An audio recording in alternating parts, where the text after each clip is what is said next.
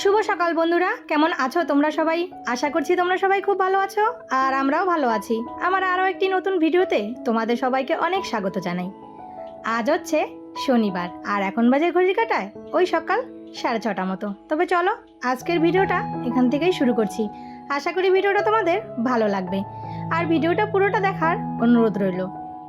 আমার ভিডিওটা যদি তোমাদের ভালো লেগে থাকে তাহলে অবশ্যই একটা লাইক কমেন্ট শেয়ার করে দিয়ে যেও আর চ্যানেলটা সাবস্ক্রাইব করে আমার পাশে থেকো। রোজকার মতো এই যে ঘুম থেকে উঠে সংসারের কাজে লেগে পড়েছি। তো ওইদিকে কিন্তু হাজব্যান্ড উঠে গেছে, তার আবার ডিউটি আছে, আর এইদিকে আমার বড় ছেলের টিউশন আছে। তো তাড়াতাড়ি করে সংসারের কাজগুলো সেরে ওকে একটু চা করে দিতে হবে। তারপর আবার চান করে পুজো দিয়ে তারপর সংসারের কাজে লেগে পড়তে হবে। তো এইদিকে দেখো, ছেলেদের স্কুলের ড্রেসগুলো আজকে কেচে দেবো। যদি রোদ না ওঠে তাহলে দুদিনে শুকিয়ে যাবে, আর যদি কালকে ধুই মানে রবিবারে, তাহলে তো যদি রোদ না ওঠে শুকোতে গেলে কিন্তু ওই যে শুকোবে না, আর সকালবেলা হলেই আবার স্কুল। এর মধ্যে দেখো কাজটা সেরে চান করে কিন্তু সোজা চলে এসেছে ছাদে। আর জানো তো এই দেখো বৃষ্টি হয়েছে, পুরো ছাদে জল জমে আছে। কয়েকদিন থেকে কি হচ্ছে, ওই যে ভোরবেলার থেকে বৃষ্টি শুরু হয়ে যাচ্ছে আর সকাল 7টা-8টা অবধি, মানে বাচ্চাগুলো যখন স্কুলে যায় ওই টাইমটাই কিন্তু বৃষ্টি।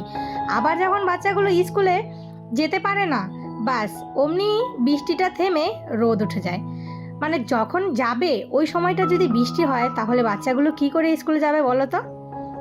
এই কয়েকটা দিন এইরকমই তাল ধরেছে বৃষ্টি। যাই হোক, ওইদিকে জামা কাপড়গুলো কেচে দিয়ে তারপর এই যে ধুয়ে মেলে দিয়েছি। আর এখন কিন্তু গাছে অনেক কয়েকটা ফুল হয়েছে দেখো, মানে আজকে। আর এখন তো বৃষ্টির জল পাচ্ছে না, গাছগুলো কিন্তু সুন্দর তরতাজা হয়ে উঠছে।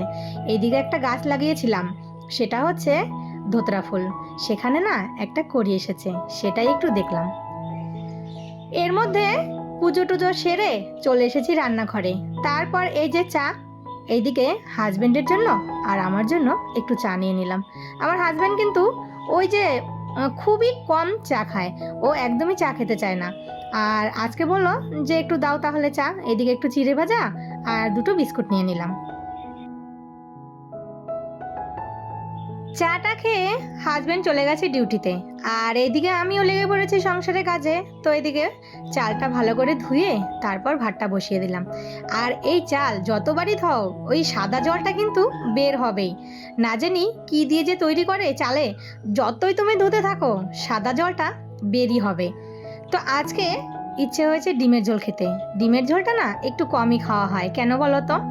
ডিমটা ওই ভাজা টাজা খেতেই কিন্তু চলে যায়, আর রোজই তো মাছ থাকে ঘরে, এই জন্য আর ডিমের ঝোল করা হয় না। তো আজকে হাজব্যান্ডকে বলেছি আজকে আর মাছ আনবে না, কালকে রবিবার আছে, হাটবার আছে, কালকে মাছ নিয়ে আসবে।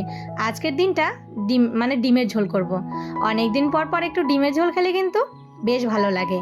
তো এদিকে না একদম আলু বাড়ন্ত ছিল, মানে সপ্তাহে যে আলুটা এনেছিল সেটা শেষ হয়ে গেছে। আর আলু আর পেঁয়াজ সকাল সকাল নিয়ে আসলাম, মানে হাজবেন্ড পেঁয়াজ এনে দিয়ে গেছে, আমি ঘরে এসে দেখি আলুও নেই। পরে আমিও দোকান থেকে 1 কিলো আলু নিয়ে আসলাম। আলুর দাম হয়েছে কত জানো তো? 35 টাকা কিলো। আর এই পেঁয়াজ 50 টাকার উপরে হয়ে গেছে। মানে বাজারে গেলে কোনো সবজি 100 টাকার নিচে তুমি পাবে না। এই বর্ষার দিনে কিন্তু এই সমস্যাটা হয়ে থাকে। তো এদিকে দেখো সবজি কাটতে বসেছি, ঘরে বেগুন ছিল না। তো ভাবলাম যে গাছে তো কয়েকটা বেগুন হয়েছে, বেশ কয়েকটা বেগুন হয়েছে, দেখো কি সুন্দর। আর এই যে এখন জল পাচ্ছে না বৃষ্টির, তাতে কিন্তু গাছটাও সুন্দর সবুজ হয়ে উঠেছে। আর প্রত্যেকটা ডালে ডালে জানো তো একটা করে বেগুন হয়েছে।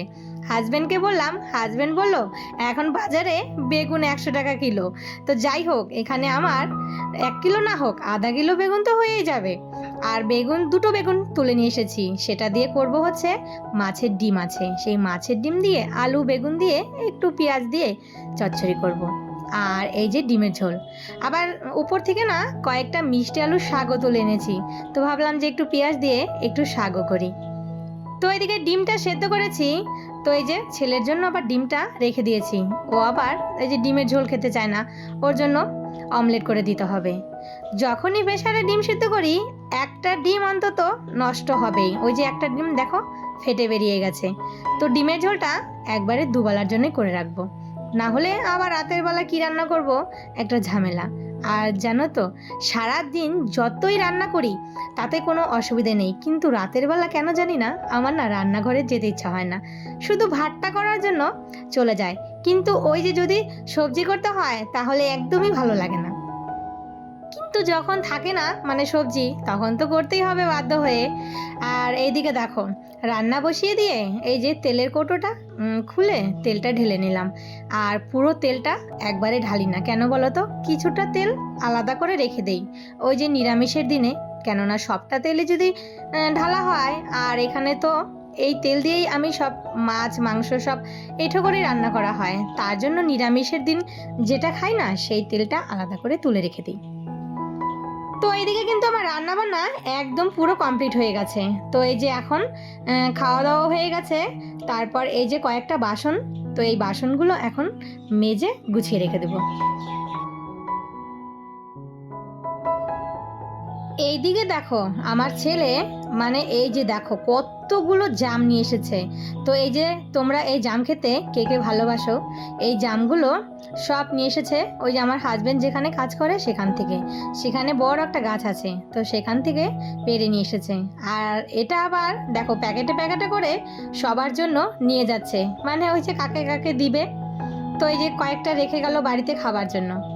তারপর আমি বসে পড়লাম আমার ছেলের প্রজেক্ট করার জন্য, মানে আমার ছোট ছেলেকে স্কুলে প্রজেক্ট করতে দিয়েছে, আর সে নিজে এই যেটা রেডি করবে।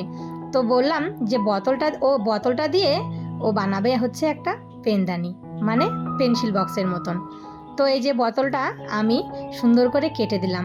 এখন এটাতে না ভালো করে পেপার লাগিয়ে তারপর একটু ফুল টুল দিয়ে ডিজাইন করে সুন্দর করে এই যে প্রজেক্টটা রেডি করে দেবো।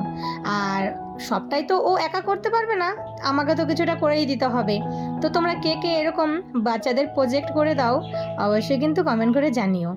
তো এখন আমাদেরই করে দিতে হবে, যখন ও নিজে করতে পারবে তখন সে কিন্তু নিজেই করে নিয়ে যাবে। তো এইদিকে দেখো বোতল দিয়ে এত সুন্দর পেন্সিল বক্স বানিয়ে দিয়েছি, মানে এই যে পেন্সিল বক্সটার ঢাকনাও কিন্তু আবার তৈরি করে ফেলেছি।